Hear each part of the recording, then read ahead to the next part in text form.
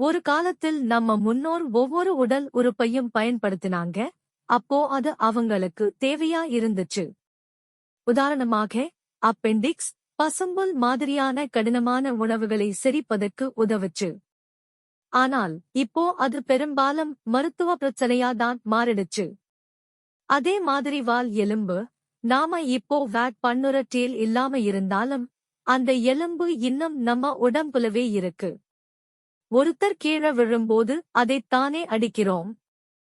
Wisdom பற்கள், அது ஒரு காலத்தில் கடினமான உணவுகளுக்கு உதவுச்சு. இப்போ என்ன ஆகுது? கிளினிக்குக்கு செஞ்சு எடுத்துடறாங்க. இன்னும் சில காது திசுக்கள், முன்பு எரிகாலங்களை எதிர்பார்க்க உதவுச்ச, இப்போ நாம் அவை இருக்கு தெரியாமவே இருக்கிறோம். இந்த பயன்பாடில்லாத உறுப்புகள் நம்ம முன்னோர்களின் வாழ்க்கையை நினைவூட்டும் தொடர்ச்சி மரபின் சின்னங்கள் மாதிரியா இருக்கு. சொல்லுறதை உணர விடும் உண்மை இது.